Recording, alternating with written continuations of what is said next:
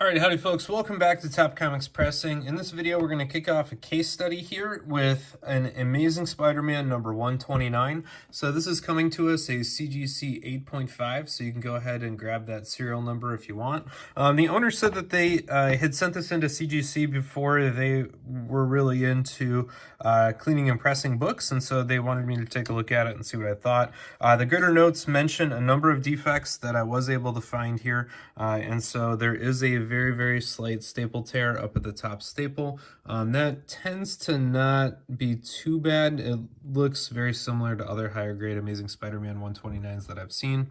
There are indents up here, so that was mentioned in the gritter notes, and I was able to find those. You can see that there are a couple of those. Those look pressable. They mentioned a bend on the left back of the it's in here. I was able to find it before. Yeah, it's right through that rock. Let's see if I can find it there. Right there, you can just see the distortion of light. So that is a light bend there. It's nothing too dramatic. That should press out. These will take a little bit of an ironing, but I think that those should also press out, so that should be fine. You can see that there is some dirt along the back here. There's also light spine stress lines that are visible. And so all of that looks okay. I was able to see a couple of light finger bends that were not noted in the gritter notes, but there's one right there under the P in Spider. You can see it, and there's a couple of other ones on the front cover as well. The gritter note that has me a little hesitant is this front corner crease right there. So they mentioned very light crease. Now that does not at the moment break color. That is, if I look straight down at it, you can't really see that it's there. There's not a white line there.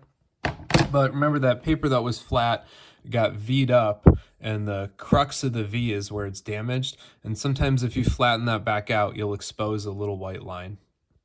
The other thing is sometimes all it takes is cracked gloss. And CGC calls any distortion in the glare enough to be a crease. And so right there you can kind of see that there's a line. And if we're unable to fully hide that line, then CGC will still call it a crease. Now, this looks pretty small, and you should be able to get at least a 9.0 book with that level crease. So when CGC sees a crease, you know, they do it based on severity and overall length. And if you have one of those epic corner crunches that are like folded over multiple times and you get the kind of parallel lines because somebody rolled it up, those each independently count as a crease, and the total length of that crease is what CGC dings you.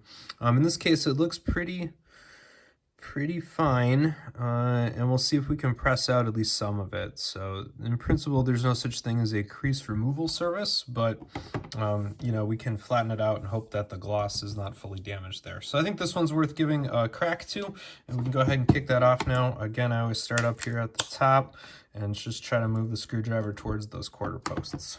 There you go. So once you hear that pop, it's good to keep cracking them.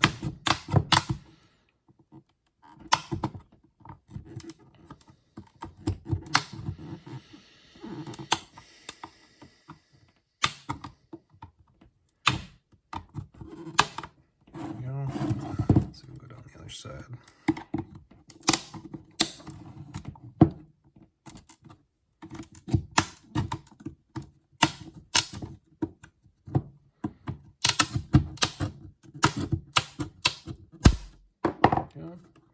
Just plenty to slide the book on out. Make sure we don't put any spine stress on it. Yep. That looks pretty good. I'll go ahead and pull the tag out. Again, I use these as trays. I've seen them listed on eBay for exorbitant sums of money as Phantom CGC 9/8. That's pretty stupid. Whatever, though. I'm not the one buying them. All right, this one looks like it's in here pretty tight along the top, but the bottom edge has a nice big gap, so we're going to slice in through the bottom edge there.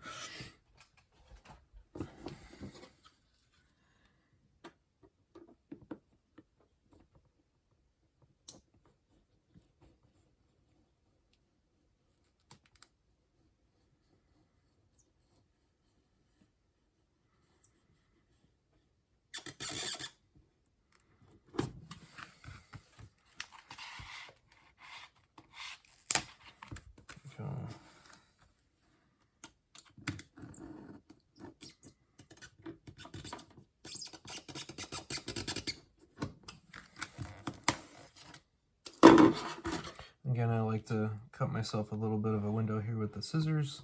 I know people have been nervous about that, but again, remember the bottom of the scissors is not sharp, so there's no risk of cutting the comic book as long as you can see the bottom blade when you slide it in there. It's just fine. All right, and now I need to go put some gloves on. All right, here we are with this amazing copy of The Amazing Spider-Man number 129. I have not yet pulled out the microchamber paper, but as you can see, the interior there looks quite nice. And we definitely like that nice bright paper. CGC sometimes puts a second sheet of micro paper in there, so you gotta check for both of those when you're pulling them all the way out. Yeah, so this one looks really nice on the inside, I would say, and we're just gonna give it a dry clean on the outside. I did want to take a second and just revisit those defects because it is really hard to gauge defects through 2 layers of plastic. So I know sometimes people want me to guarantee a bump ski or give them really what I think, but it's hard to catch stuff sometimes. And you can see, yeah, we were right. There's a pretty big deep bend there. The staple tear looks kind of how we had expected. If I kind of rolled this over there, that crease, I would say, looks significantly worse out of the slab than it did in the slab, particularly from that angle right there. So we'll have to do what we can do on it and kind of keep our fingers crossed. There is a lot more bending down here on the bottom part of this back cover than I was able to see through the slab, particularly along this open edge. I don't know if you can see that right there in the glare. Yeah, right there, you can kind of see it. So there's a bunch of that, and then, you know, this area that we knew was going to be a problem definitely looks kind of rough. So we're going to go ahead and just start with a dry clean, and then I'll come on back and we'll do an iron, and then we'll press it and see how we did. Oh, here's a couple more finger bends on the Punisher's leg. You can see there's one right there on his groin, and then there's another one right there on his thigh. Kind of hard to see. All right, so dry cleaning. We're going to take our handy dandy eraser pen. I'm going to clean that on some tape off screen just to make sure we got the nice white bit there. And I'm going to start with this exposed white edge that you can see here. It's part of the miswrap. Amazing Spider-Man number 129 is notoriously miswrapped. It's very rare to find a copy that has a nice clean black line right on the spine. The staples are almost always goofy. Something is almost always off at the top or the border. So, you know, just keep a look at that. It's one of my frustrations when CGC labels these as trimmed. It's not often the case. Now there's this big blotch here. This is manufacturing, and we do not want to rub it too hard because we're going to rub through the yellow ink. I'm just going to give it a very few light swipes and very carefully watch my eraser for any hints of yellow coming off, because we just want to make it a little bit lighter. It's not gonna move the CGC grade any, it's just helping eye appeal, and we definitely do not want to make the grade worse by adding a big chunk of color rub. All right, so that's all I'm gonna do there. It looks better. I would say I got maybe 30% of it off. But I can see the faintest hints of yellow on my eraser right there, and so we're gonna stop. All right, back spine is always my favorite spot to dry clean. It's so gratifying, so gratifying.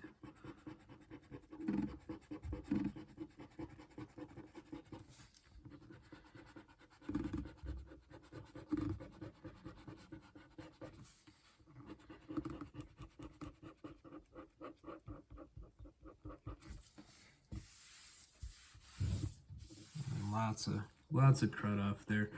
These really deep dark spots there we're gonna leave. Those are probably not gonna dry clean off, and I don't want to be the person rubbing through paper fibers to try to get them.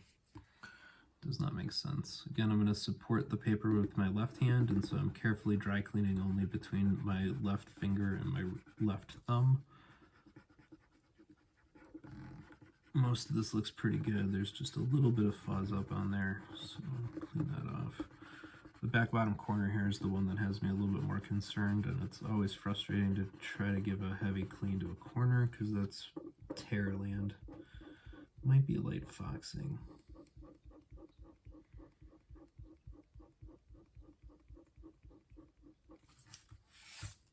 You know, whatever that is not dry cleaning off. I don't think it's foxing. It doesn't look like staining.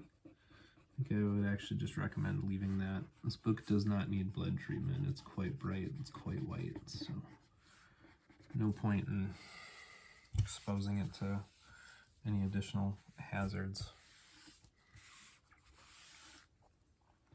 All right, let's keep going on that. I'm a little disappointed that didn't clean up better, but I also don't want to push it. I can't really tell what it is. It looks a little bit, it doesn't look like foxing, it doesn't look like staining, it doesn't look like production ink transfer. I'm just gonna roll with it.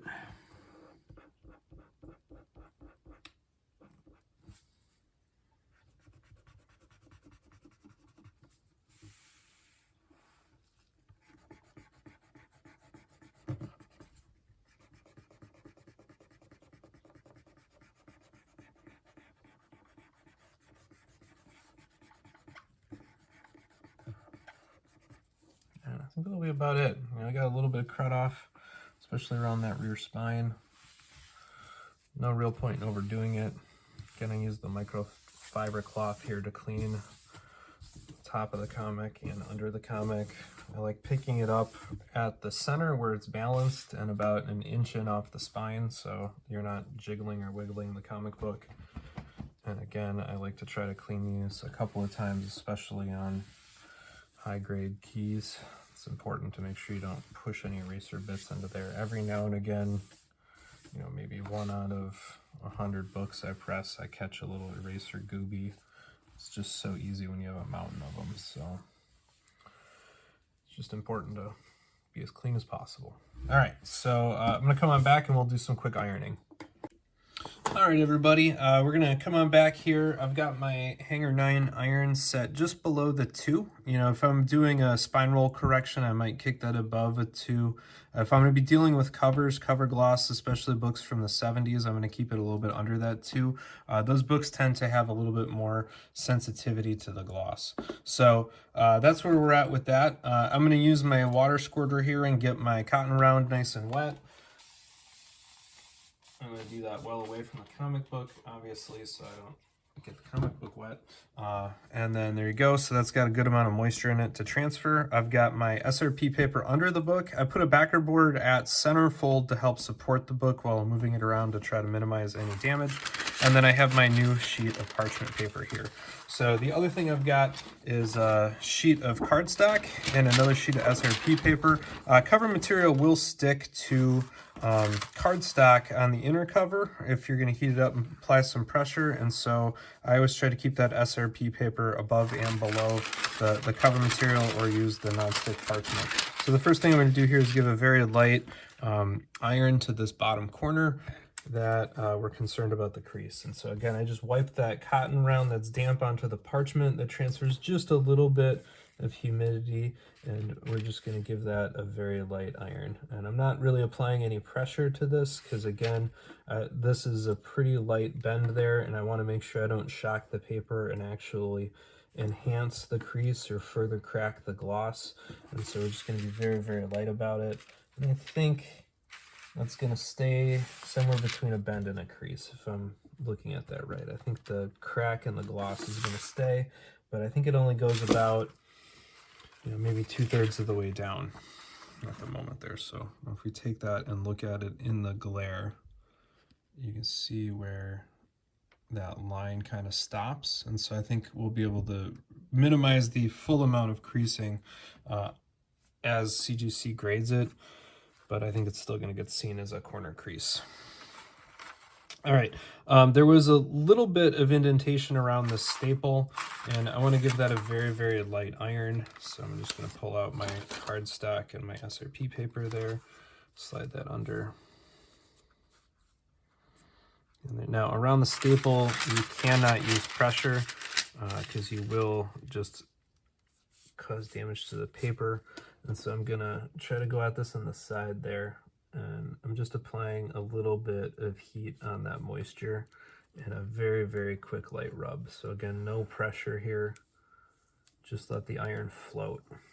And we're just going to try to shock those fibers a little bit so that when we do give it a press, that they kind of reset nice and good. I'm not even going to iron the finger bends. Those tend to come out really, really well just with the normal press. So I think that's everything that we wanted to iron on the front side.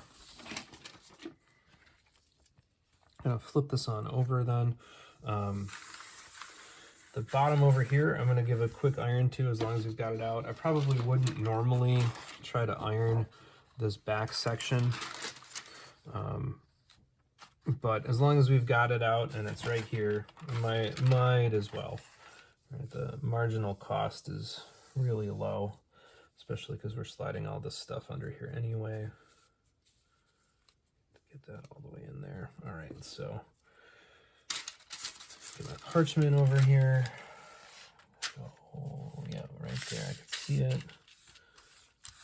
And that should be enough. These really light bends, you really don't need a lot of moisture. You really don't need a lot of heat, and you really don't need a lot of pressure. You're just kind of giving it a little bit of a prime before the press. And there's that really long kind of shallow bend right along the open edge too that will iron out right here. All right, now we're ready for the real show, which is these deep indents on the back cover. Now, deep indents are going to be a problem because it's hard to, you obviously to flatten it, you have to apply pressure from both sides, right? If you just push from the top, the paper will cave and you'll make it worse. If you just push from the bottom, it'll cave up the other way and raise up. And so you have to have pressure from both the top and the bottom, and that's hard to do on deep indents. And so what I'm going to do initially here is give it this exact same iron that you've seen this whole time.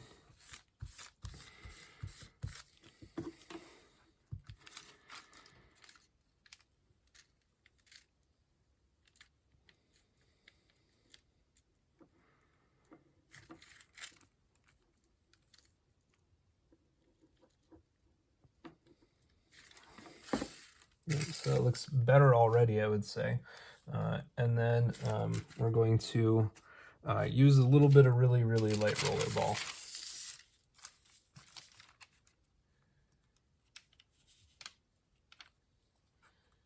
Across there. And the reason the roller ball gets used is because it's blunt, it's heavy, and it's rounded, so it's not going to cause any punctures or anything like that. But the idea is to loosen up the fiber with a quick ironing, and then take that roller ball and roll it over those areas and apply some additional localized pressure where all the dots are. And sometimes you have to do this 3 or 4 times. If this were in a different spot, I would actually open up the comic book and do it on the interior cover. But because of where it is located on this book, so close to the spine and on the kind of floppy edge, and this cover is probably going to respond really well to just doing what we're doing right now.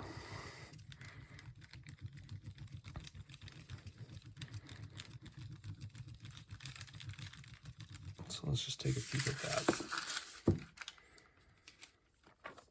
By the way, the annoying thing about a roller ball is it rolls.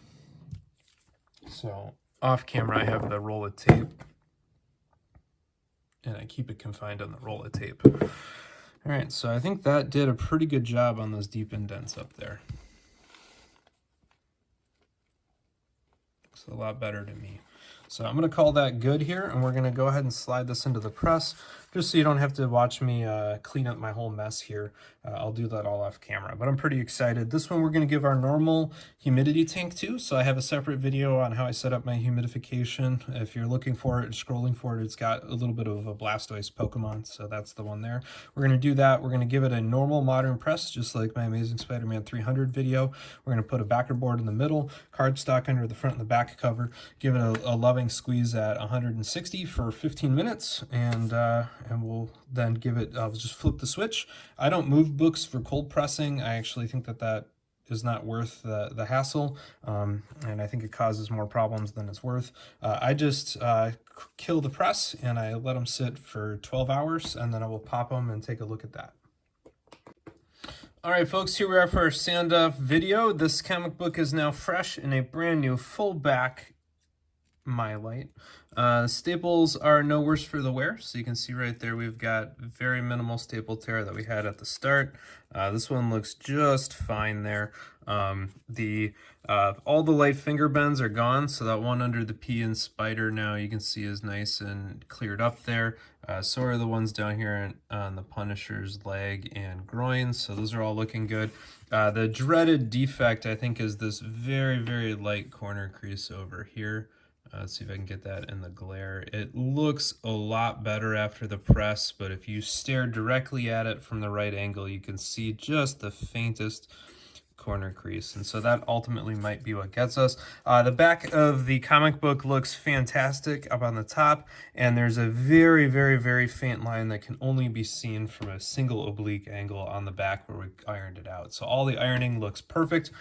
This one's now going to be ready for a CGC shipment, so we're going to go ahead and tuck this into our double back system. So again, that is a full back Mylar that we put it in, and this is now a Golden Age fullback Mylar that we're going to put it in, and so this thing's going to be protected from the front and the back on its round-trip journey here to Florida. And I do this again because you can see a nice big border there where that comic is protected on all sides with that Golden Age board. And so that's how we're going to send this one off. Keep your fingers crossed. This will appear like mere moments to you, but will be probably several weeks, if not months, in reality. So keep your fingers crossed for us. And while you're being patient and awaiting the results of if this one bumps or not, don't forget to give a thumbs up on the video, click that subscribe button down below, and feel free to drop something in the comments section. So stay tuned, and thanks for paying attention this far. All right, folks, the jury's back with a verdict on this copy of The Amazing Spider-Man 129. The question is, did we make it even more amazing or not? And the gods at CGC have declared this copy a 9.2 copy. So we were able to take this one up from an 8.5 to a 9.2, so that's a 2-tier bumpski, which is something I would like, especially on these key issues. You know, any little bit really helps. You will notice, however, we've gone from white pages to off-white white pages. It's always unclear to me if that is just natural error in CGC's page quality or if it aged in the slab in between there or not. So always disappointing to see that little bit of a drop in page quality. But all in all, I would consider that a win, and critically bumping this copy of The Amazing Spider-Man 129 over that 9.0 threshold, I think, is a really big win. So please go ahead and click that subscribe button. Leave a thumbs up for the video if you enjoyed this or watched something. Share it with your friends on another social media site, or drop a comment in the section all below. As always, thank you for watching, and keep on collecting what you enjoy.